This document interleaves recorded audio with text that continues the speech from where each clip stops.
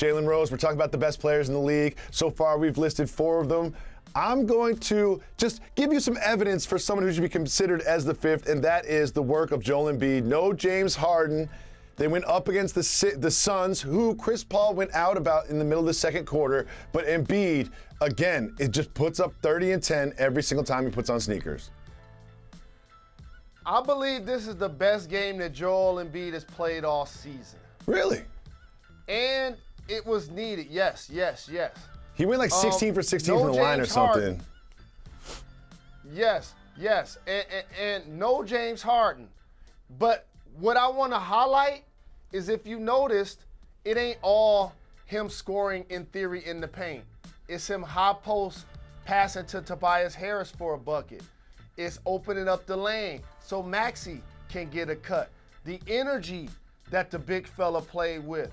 He was out there drawing fouls, throwing his body around. He's always going to compete defensively. And for the Suns, when CP3 goes out of the game, you hope that they can still find a way to manage and keep the thing close, but they ended up losing by double digits. Now, I was watching this on the NBA app, the Crunch Time, sort of like their answer to the Red Zone. It was a great product. I enjoyed this whole night watching that. So when I was watching this particular game, there was a gap between Joel Embiid and DeAndre Ayton. Now, I'm not asking Ayton to perform like Embiid, but there was a part of me that was like, ooh, like, he's kind of getting outclassed on both ends of the floor. Do you think that the Suns will ultimately sort of regret this long-term deal they just gave Ayton?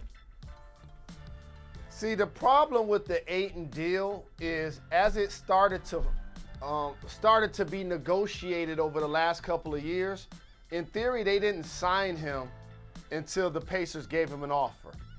And when you normally sign the kind of deal that he signed, usually that's something for the player to celebrate. He didn't necessarily do that publicly. And when Monty Williams talked about the fact that they hadn't talked, I would believe if I signed that kind of deal, I'll hit up the coach and be like, yo, good looking out. Thank you very much. I appreciate that.